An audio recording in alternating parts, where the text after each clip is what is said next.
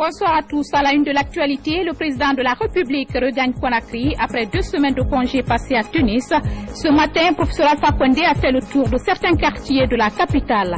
La lutte contre la fièvre à virus Ebola, la diplomatie guinéenne à l'offensive. À Paris, le ministre des Affaires étrangères a animé un point de presse sur les mesures prises par le gouvernement. Et puis en sport, fini la 7e édition de la Coupe nationale. La compétition est remportée par l'équipe des jeunes techniciennes de Kamsar. Encore une fois, bienvenue à tous. Mais avant de développer ce titre, nous allons vous livrer le contenu de ces décrets. Décret PRG portant nomination de haut cadre au ministère de l'enseignement technique, de la formation professionnelle, de l'emploi et du travail. Le président de la République, vu la Constitution, décrète. Article 1er. Les cadres dont les prénoms et noms suivent sont nommés dans les fonctions ci-après. Secrétaire général, M. Ibrahima Kamara, professeur d'enseignement technique, matricule 192-293Y, hiérarchie A, confirmé. Chef de cabinet, M. Mamadi Al-Khali Chérif, professeur de lycée, matricule 199-120Z, confirmé. Conseiller chargé de mission, M. Moudi Soribari, professeur de lycée, matricule 1793-76V, précédemment conseiller principal.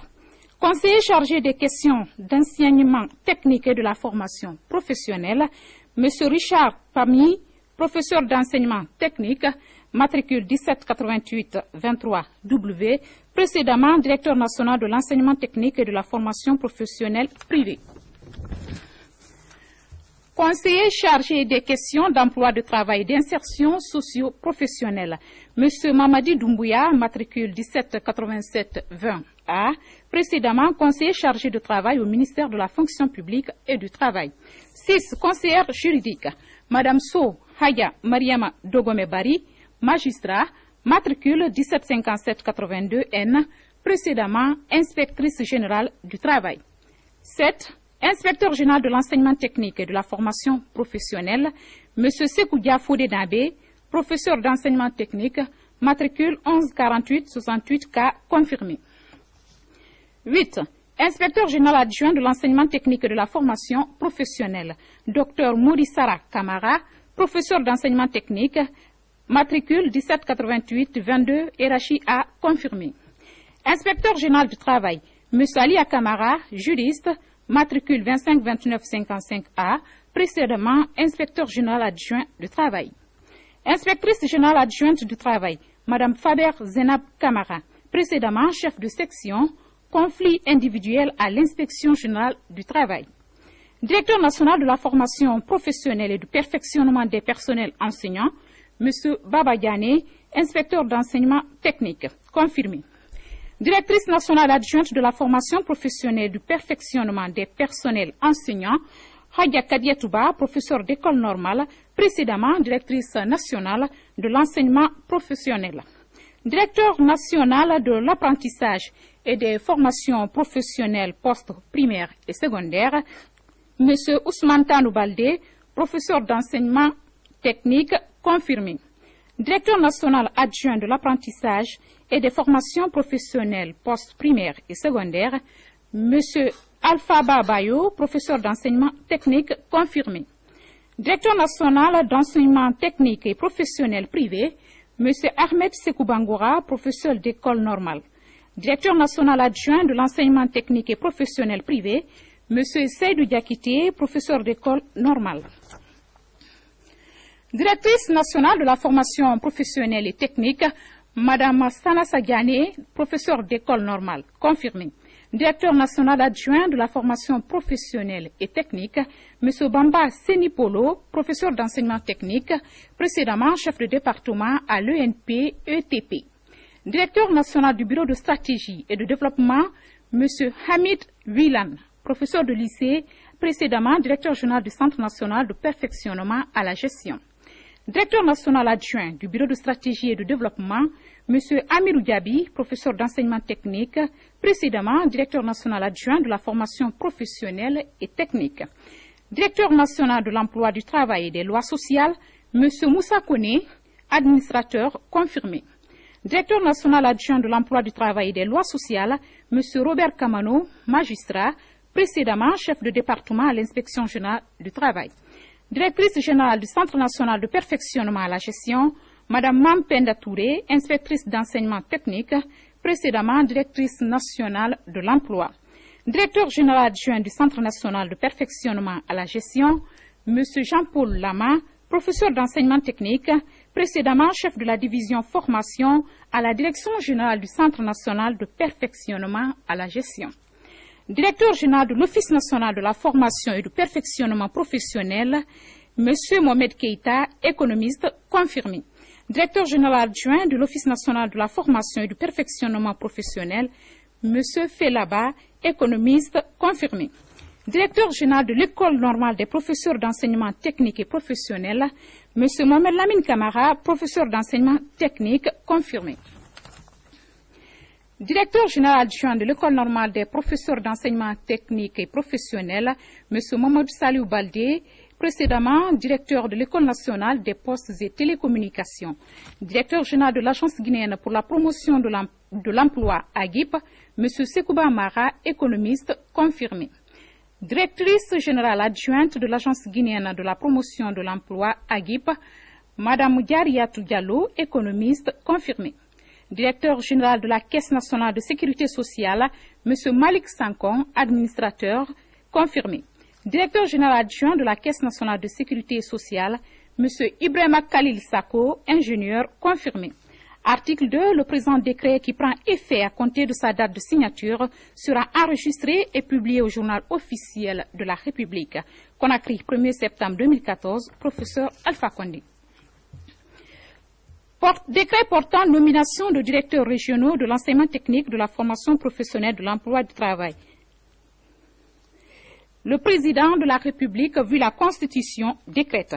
Article 1er. Les cadres dont les prénoms et noms suivent sont nommés dans les fonctions de directeurs régionaux de l'enseignement technique, de la formation professionnelle, de l'emploi et du travail. 1. Région de Boké, M. Abdoulaye Kamara, professeur d'enseignement technique, matricule 181609J, précédemment chef de section, examen concours et passerelle à la direction régionale de Boké. 2. Ville de Conakry, Elhadj Karamo Talibi, Cissé, économiste confirmé. 3. Région de Kindia, M. Sidafa Kamara, professeur d'enseignement technique, précédemment directeur des études au CFP maritime. Région de Mamou, M. Mamadou Bari, professeur d'enseignement technique confirmé. Région de Kankan, M. Bala Keïta, ingénieur confirmé. Région de Farana, M. Aboubakar Sidik Diakité, professeur d'enseignement technique. Région de l'Abbé, M. Suleiman Mara, professeur de lycée, précédemment directeur de CETA. Région de Zérekoré, M. Jean Guilavogui, professeur d'enseignement technique, confirmé. Article 2. Le présent décret qui prend effet à compter de sa date de signature sera enregistré et publié au journal officiel de la République. Conakry, 1er septembre 2014, professeur Alpha Condé. Décret portant nomination du directeur de contrôle de la procédure de passation des marchés publics et délégation de services publics au sein de l'administration et contrôle des grands projets et des marchés publics. Le président de la République, vu la Constitution, décrète. Article 1er. M. Amara Somparé, précédemment conseiller de l'administrateur général de l'administration et contrôle des grands projets et des marchés publics, est nommé directeur du contrôle de la procédure de passation des marchés publics et des délégations de services publics.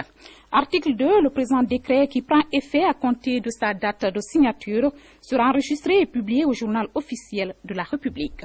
Conakry, 1er septembre 2014, professeur Alpha Condé. Encore une fois, bienvenue à tous. Je vous le disais tantôt, après 2 semaines de congé passées à Tunis, le président de la République a regagné Conakry. À peine arrivé, le chef de l'État est allé ce matin à la rencontre des populations à la base, dans certains quartiers de la capitale. Partout, professeur Alpha Condé a été ovationné par les populations, massivement sorties pour lui exprimer leur soutien. Sanassi Keïta.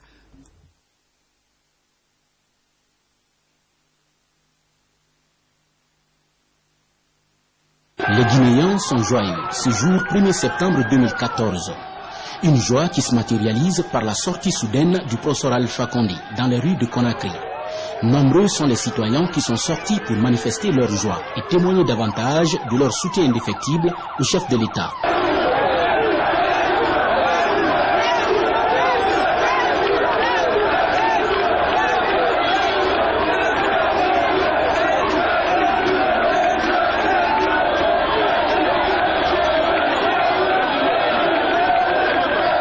Le président de la République a fait un parcours plein de fougue et d'énergie digne d'un grand athlète.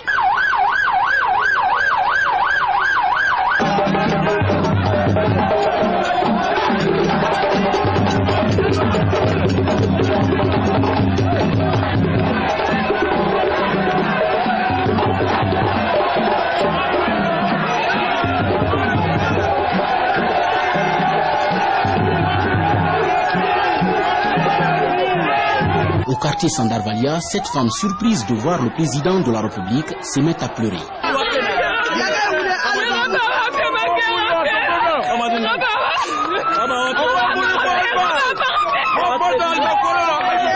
En langue du terroir, ces jeunes en effervescence ne peuvent que dire tout simplement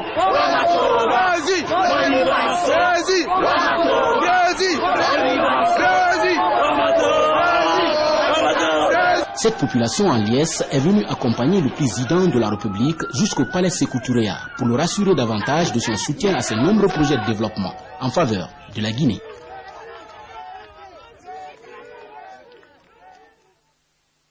De la République dans les rues de la capitale. Satisfaits donc du retour de leur président au Bercail, les populations de la commune de Kaloum se sont rendues à la primature pour renouveler leur soutien au président de la République, professeur Alpha Condé. Une occasion pour le Premier ministre, chef de gouvernement, de rappeler les efforts déployés par le chef de l'État dans le cadre de l'amélioration des conditions de vie des populations guinéennes. Hadi Kamara, compte rendu. Jeunes femmes et sages de Kaloum se sont donné rendez-vous ce matin à la primature pour exprimer leur soutien au professeur Alpha Condé, président de la République, à travers ces danses et chansons jouées dans un rythme envoûtant.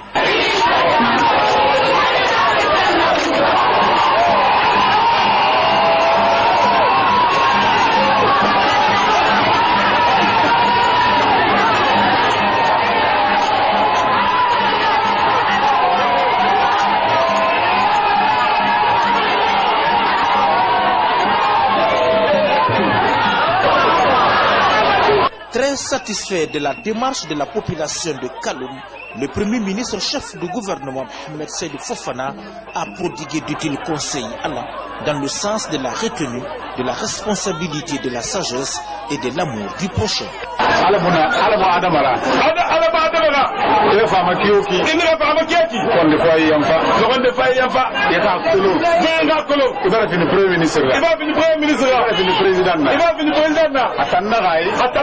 كل سدة بعده وفيفا نامو أنا أنفيفا يورا جريما أنفيفا يورا جريما يقولون لغون دي نالي نما سلامنا دي نيفيني بريمير مينيستر أنا نيفيني بريمير مينيستر نيفيني بانارا لغون دي فن نياما سيما أما يتورو من نفهم مسارما كافين دي بهيري نما في دي بهيرا يبدو ما ستو إنا تورو Imuwalde soto.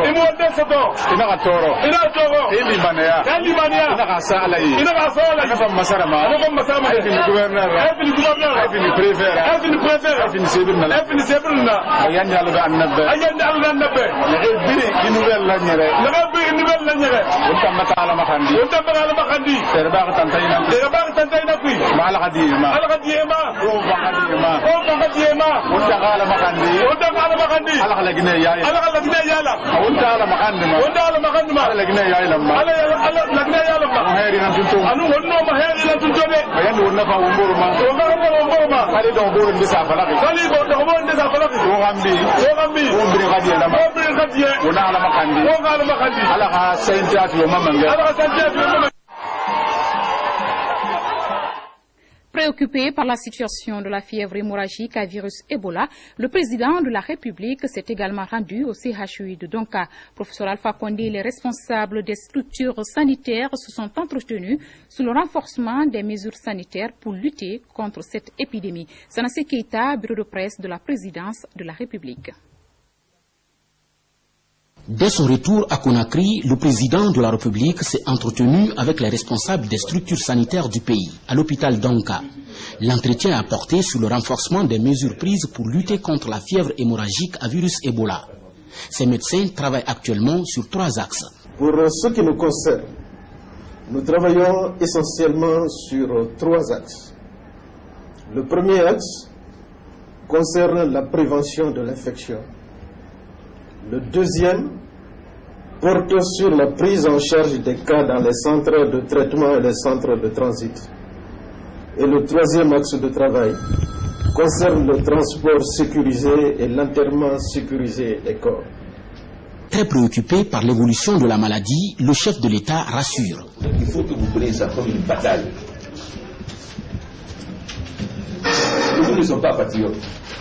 C'est la menace qui est contre nous. Là, comme du sumo. Est-ce que du sumo? Alors, mon premier problème, c'est qu'il faut concevoir le corps médical. D'abord, il faut que vous protégez. On vous a donné du matériel. Vous et les infirmiers, vous êtes très négligents. Il y a combien de médecins qui sont morts? Même si quelqu'un a mal à la tête, tant qu'on n'a pas fini de combattre l'Ebola, vous devez vous protéger. Si vous n'avez pas, mais vous avez le matériel. Les gens nous laissent encore une chance. Il y a El France qui vient, si ça continue, ça va être comme un Freetown. Non seulement on doit se battre pour nous, mais on doit nous battre pour Freetown et Libéria. Parce que s'il reste un seul cas d'Ebola au Libéria, en Sierra Leone, on n'est pas sorti. Donc il faut que ça cesse dans les 3 pays. Pour le moment, ils n'ont pas les moyens. Non seulement on doit se battre en Guinée, mais on doit se battre au Libéria, en Sierra Leone. Vous avez commencé à réussir, vous avez baissé les bras, vous avez été négligent. Et on est reparti. Donc il faut qu'on ait une rencontre avec le corps médical. Le président de la République compte rencontrer les jours à venir les responsables de toutes les structures sanitaires du pays. Objectif, discuter avec eux des voies et moyens pouvant permettre de circonscrire la fièvre hémorragique à virus Ebola en Guinée, en Sierra Leone et au Libéria. Dans le même registre de lutte contre la fièvre à virus Ebola, la diplomatie guinéenne passe à l'offensive. Le ministre d'État, ministre des Affaires étrangères et l'ambassade de Guinée en France ont animé récemment une conférence de presse dans la capitale française. Il était question pour les 2 diplomates d'informer l'opinion française et internationale sur les dispositions prises par les autorités guinéennes pour circonscrire l'évolution de la maladie. Sourdou Keïra signe ce commentaire. Française et internationale sur l'évolution de la fièvre hémorragique à virus Ebola, c'est l'objectif des autorités de la Troisième République. Le ministre d'État chargé des Affaires étrangères, les autorités de l'aéroport international de Conakry et la représentation diplomatique guinéenne en France conduisent cette mission d'information et de sensibilisation. Pour y arriver, ils bénéficient de l'expertise du Centre national de référence des fièvres hémorragiques virales de l'Institut Pasteur de Lyon. Vous avez vu dans quelle dimension est l'épidémie, c'est-à-dire qu'on a des patients très dispersés dans 4 pays, donc c'est très très difficile à suivre et pour endiguer l'épidémie, il faut arrêter la transmission interhumaine de tous les patients, c'est-à-dire réussir à les contrôler tous et ça c'est un travail titanesque. Il faut d'abord infléchir la courbe, c'est-à-dire que là on est dans une courbe exponentielle, c'est-à-dire que chaque semaine qui passe on a de plus en plus de cas par rapport à avant, donc on est sur une phase de doublement de cas qui est très très resserrée et donc il faut d'abord infléchir la courbe, contrôler un petit peu l'épidémie, contrôler tous les foyers et puis après il y aura des cas sporadiques à traiter comme ça dans le long terme jusqu'à ce qu'on ait éliminé la dernière transmission interhumaine. Donc. Vous savez, dans nos villages ne sont pas habitués à voir subitement ce genre d'accoutrement dans leur pays et surtout la mort à côté. Alors, quand ces médecins apparaissent avec cet accoutrement de cosmonautes, les populations ont tendance à fuir. Ils ne connaissent pas le danger. C'est pour ça que nous tenons absolument à sensibiliser ces populations pour leur dire que ces personnes sont obligées de porter cet accoutrement pour se prémunir contre la contagion et leur dire que ces personnes viennent pour leur bien. et que s'ils n'acceptaient pas que ces personnes les touchent, alors ce serait la catastrophe. Alors cette sensibilisation, nous la menons sur plusieurs points, à la radio, à la télévision, par les ONG, par les voies traditionnelles, par le gouvernement, les ressortissants des régions. Et il faut que les populations, parce que nous ne réussirons pas à venir à bout de cette épidémie s'il n'y a pas une collaboration des populations. Les dispositions de riposte prises par le gouvernement et les partenaires, l'impact de l'épidémie sur les différentes activités économiques, le lien épidémiologique avec le compatriote guinéen qui s'est retrouvé au Sénégal sont parmi les préoccupations essentielles des journalistes. À l'analyse, il ressort que l'épidémie a des incidences sérieuses sur la vie économique du pays, mais les efforts du gouvernement et les partenaires permettent de contenir le virus, ce qui rassure les populations. La Guinée aujourd'hui est la plateforme sanitaire de nos pays voisins qui sont le Libéria et la Sierra Leone, parce que ces deux pays qui sortent de guerre, leurs infrastructures sont plus faibles que les nôtres, nos relations avec les organisations internationales sanitaires sont beaucoup plus dynamiques. Nous avons pris les choses au sérieux beaucoup plus tôt, l'État s'est impliqué plus tôt. Avant l'apparition de l'épidémie, le mouvement d'avions sur l'aéroport de Conakry par semaine était plus de 50 et quelques mouvements. Et aujourd'hui, depuis l'apparition et le retrait des autres compagnies, on est à 17 mouvements. C'est pour vous dire qu'aujourd'hui, on est à plus de moins 77% du mouvement d'avion. Tout ce que les scientifiques sont en train de faire dans le pays, je crois qu'on reviendra à la situation normale dans les plus brefs délais. Cette conférence de presse a donc permis d'édifier les partenaires de la Guinée sur toutes les mesures de protection préconisées en faveur des populations, mais surtout les expatriés vivant dans le pays. À Conakry, cette lutte contre la fièvre à virus Ebola s'intensifie sur le terrain avec le lancement d'une campagne de sensibilisation sur les mesures préventives contre l'épidémie. Une action menée dans les 5 communes de la capitale par l'Association des musulmans pour le soutien des actions du professeur Alpha Condé. Kiernomaroufouba. C'est par une minute de silence en la mémoire des victimes de la fièvre Ebola que l'Association des musulmans pour le soutien des actions du professeur Alpha Condé a lancé sa campagne de sensibilisation. Cette première étape est axée sur la lecture du Saint-Coran et une conférence de sensibilisation sur les mesures d'hygiène à observer pour prévenir l'épidémie. Nous avons eu l'initiative d'organiser cette cérémonie religieuse pour 2 facteurs. Premièrement, d'abord, prier le bon Dieu pour qu'il nous sauve. Le pays actuellement est touché par une épidémie hémorragique Ebola. Donc nous prions le bon Dieu pour que nous soyons sauvés de cette maladie, et même les pays aussi qui sont en frontière avec la Guinée. Les autorités religieuses et sanitaires se sont félicitées de cette initiative de l'AMSAC, qui œuvre également pour la préservation de la paix en Guinée. Il est recommandé à un musulman, à un croyant, d'avoir la conviction, la foi d'abord. C'est ce qui est beaucoup recommandé. Quand un musulman a la foi, et tout ce qui lui arrive, ce n'est pas du soi-disant que non, c'est prévu ou imprévu. C'est la volonté d'Allah subhanahu wa ta'ala. Au cours de cette conférence de sensibilisation, l'AMSAC a distribué des boîtes de chlore aux fidèles. Elle compte étendre cette campagne de sensibilisation dans les autres communes. Objectif, aider le gouvernement dans son combat pour l'éradication de la fièvre hémorragique à virus Ebola en Guinée. Et puis des équipements logistiques pour le projet de développement de la filière mangue en Guinée. Il s'agit de 2 véhicules 4x4, un geste de la Banque mondiale pour améliorer les capacités de présence des cadres du projet sur le terrain. Mohamed Alpha Baldé a suivi la cérémonie de remise. En Guinée renforce ses capacités d'action sur le terrain. À travers le cadre intégré de l'Organisation mondiale du commerce, le projet se dote de ses engins roulants après le lancement de ses travaux les mois derniers. Ce matériel vient à point nommé pour le démarrage effectif des activités de ce projet sur le terrain. J'ai donné des instructions fermes à l'ensemble du personnel de ce projet d'utiliser ce matériel à bon escient, de faire en sorte aussi que les activités inscrites au projet soient bien réalisées, que vraiment les résultats escomptés soient atteints. Le Prodefima compte mettre en valeur les mangues de Guinée qui sont l'une des plus agréables au monde. Chaque année, des dizaines de tonnes de mangues pourrissent faute de transformation. Avec ses antennes des régions de Kankan et Kindia, le projet entend corriger ce déficit.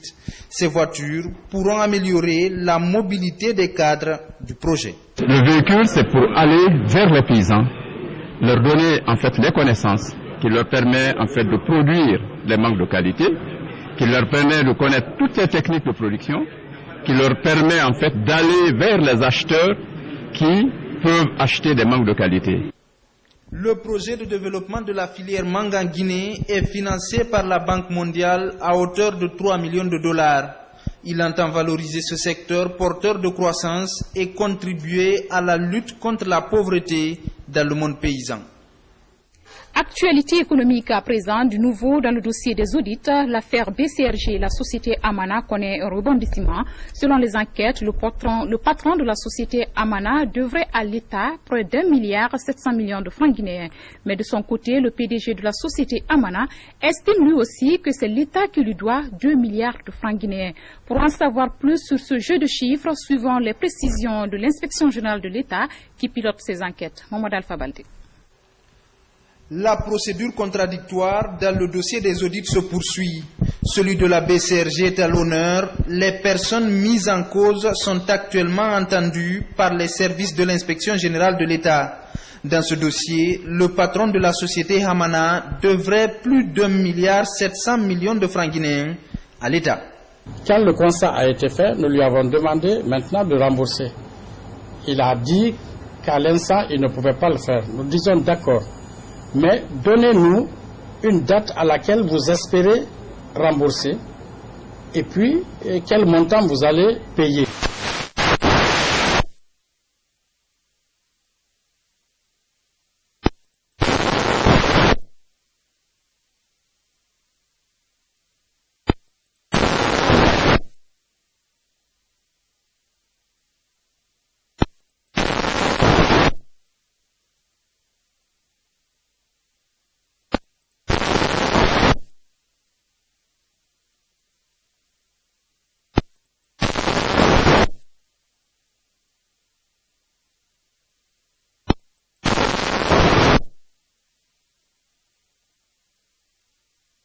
Rester devoir dans un contrat de fourniture de plus de 21 tonnes métriques de sucre pour l'exercice 2011-2012.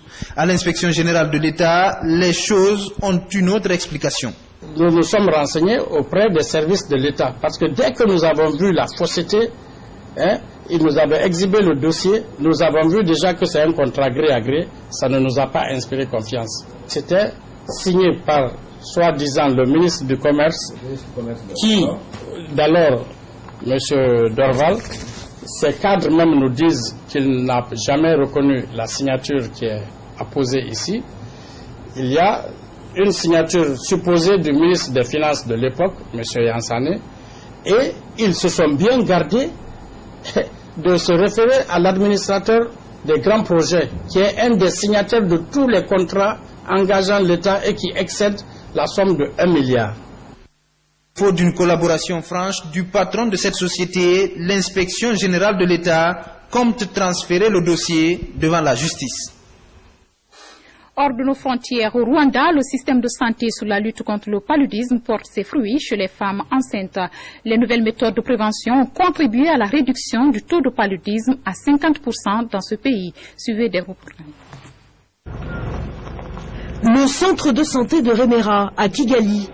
Ici a lieu tous les jours de la semaine une réunion d'information sur le paludisme. Les femmes enceintes sont les principales concernées et nombre d'entre elles viennent avec leur mari. L'infirmière qui anime ces réunions rappelle les grands principes et les moyens de lutter contre cette maladie qui tue chaque année plus de 700 000 personnes en Afrique. Nous informons les femmes enceintes sur le paludisme, comment on l'attrape et comment éviter de contracter la maladie. Ces sessions d'information mises en place dans la capitale rwandaise, mais aussi dans d'autres villes du pays fonctionnent. Les Rwandais sont réceptifs. Pour preuve, le taux de paludisme a diminué de 50% ces 6 dernières années. Ma femme est enceinte de mon premier enfant. Je veux faire le nécessaire pour que mon enfant n'attrape pas le paludisme. C'est pour ça que je me suis levé très tôt ce matin pour m'informer sur le paludisme. J'ai appris l'importance de dormir sous une moustiquaire. Et puis il faut couvrir notre lit avec cette moustiquaire très tôt vers 17 h avant d'aller dormir et fermer les rideaux. Le centre propose aussi des consultations. Dépistage, vaccins, distribution de moustiquaires imprégnés, et tout est gratuit. C'est ce système de santé qui porte ses fruits aujourd'hui. Le Rwanda a réduit de moitié le nombre de décès dus au paludisme. Le taux de mortalité infantile a chuté de 60%. On vérifie aussi les signes, si elle n'a pas de symptômes, et si en faisant les examens, elle n'a pas de signes de paludisme, pour être traitée plus tôt et ainsi pouvoir avoir un enfant qui est très sain. Au Rwanda, le taux d'utilisation de la moustiquaire imprégnée se maintient à près de 95%. Un véritable succès récemment récompensé par un prix remis en début d'année à l'occasion du sommet de l'Union africaine à Addis Abeba pour les progrès réalisés en matière de lutte contre le paludisme. Plus loin en Irak, 37 personnes ont trouvé la mort dans un attentat suicide et parmi les victimes, 15 civils. C'est le premier élément du Monde en bref. Attentat suicide en Irak, au moins 37 personnes ont été tuées dimanche à Ramadi dans l'ouest lorsqu'un kamikaze au volant d'un véhicule militaire bourré d'explosifs a foncé dans un immeuble en construction. Parmi les victimes, 15 civils. Ramadi est une ville à majorité sunnite, frontalière de la Syrie, en partie aux mains d'insurgés. Crise politique grave au Pakistan. Des centaines de manifestants anti-gouvernementaux ont fait irruption ce lundi dans les locaux de la télévision d'État pakistanaise. Ils ont interrompu la diffusion de la chaîne. C'est l'armée respectée par les manifestants, contrairement à la police, qui a pu faire évacuer sans heurts les locaux de la télévision, qui a depuis repris sa programmation. La capitale Islamabad vit depuis la mi-août au rythme des manifestations des partisans de deux chefs de l'opposition qui exigent la démission du Premier ministre Nawaz Sharif. Campagne de riposte des partisans de la démocratie à Hong Kong. Ils n'admettent pas la décision de Pékin qui refuse d'accéder à leur demande de pouvoir élire directement leurs dirigeants dans ce territoire chinois au statut autonome. Ils ont pris à partie le vice-président de la commission législative de l'Assemblée nationale, venu défendre la politique de Pékin. Ce dernier a été contraint de s'exprimer sous les huées de députés et de manifestants pro-démocratie. Le mouvement pro-démocratique a appelé ses partisans à la désobéissance civile et a menacé de paralyser le quartier d'affaires de Hong Kong. En France, un 8e corps, celui de la dernière personne portée disparue, a été retrouvé dans les décombres de l'immeuble effondré à Rosny-sous-Bois. L'immeuble de 4 étages a été comme scié en deux par l'explosion dimanche matin à 7 heures, saisissant la plupart des habitants en plein sommeil. Les enquêteurs continuent à recueillir des indices. Pour le préfet, l'explosion est probablement liée à une fuite de gaz. Retour au pays avec ce public reportage, la société StarTimes s'active aussi pour éradiquer la fièvre à virus Ebola. Elle a tenu récemment un point de presse sur les modes de transmission, de propagation et de protection contre la maladie. Compte rendu, Ibrahim Blakitouri. La société StarTimes, depuis son installation en Guinée, investit dans la fourniture des images, mais également dans l'appui des chaînes de télévision nationales pour la migration. Vu l'effort consenti par le gouvernement dans le cadre de la lutte contre la fièvre hémorragique à virus Ebola, la société StarTimes invite les hommes de métier à sinon la société obligatoire, il faut aussi, parce que nous vivons ici, nous travaillons ici en Guinée. Donc, quand ici, il y en a un problème, nous, obligatoire, il faut, avec nos travailleurs, les 100 travailleurs de Guinée ensemble, pour le soutien. Au sortir de cette conférence de presse, les travailleurs de StarTimes ont distribué quelques produits et articles aux musulmans de certaines mosquées de la minière pour leur signifier leur soutien dans la lutte contre Ebola. Nous sommes dans le quartier Amdallah Mosquée, représenté par cette mosquée. On est là depuis 10 heures. Content, très content d'avoir tout ce matériel qui va nous éloigner d'Ebola. Nous prions Dieu, ce grand Dieu qui nous regarde tous, que nous soyons très loin de cette maladie. Ce geste hautement significatif des travailleurs de StarTimes Guinée a été salué par les bénéficiaires. Un mot de sport dans ce journal, la finale de la 7e édition de la Coupe nationale de football féminin s'est jouée le week-end dernier à l'annexe du stade du 28 septembre. Le match a opposé les jeunes techniciens de Kamsar au Kebon Sporting de l'Abbé avec le score final de 4-0 pour les JTK. Mami et Belamou pour le résumé de la rencontre. C'est ici, à l'annexe du stade du 28 septembre, Archicomble, que la finale de la 7e édition de la Coupe nationale de football féminin s'est jouée. Elle a mis aux prises les jeunes techniciennes de Kamsar JTK et le Kébou Sporting de l'Abbé. Dans ce match âprement disputé entre les deux formations, le dernier mot est revenu au noir et blanc de Kamsar qui s'impose sur un score de 4-0 face à une équipe de Kébou inexpérimentée qui est d'ailleurs à sa première participation. C'est une équipe jeune qui est là, qui a été préparée dans 4 ans, qui a sa première participation. Moi, mais j'ai dit, je ne suis pas là pour prendre la coupe, je suis là pour faire la promotion de l'équipe. Nous sommes heureux de prendre cette coupe, car nous l'avons promis à nos aînés de Kamsar. Donc nous sommes fiers aujourd'hui de remporter cette finale. Nous savons maintenant, on peut rentrer à Kamsar très fiers. La saison sportive 2013-2014 a été très laborieuse, s'accordent les organisateurs. Une saison qui a vu le Lalaba FC de Conakry sacré champion de Guinée et le FCJTK détenteur de la Coupe nationale.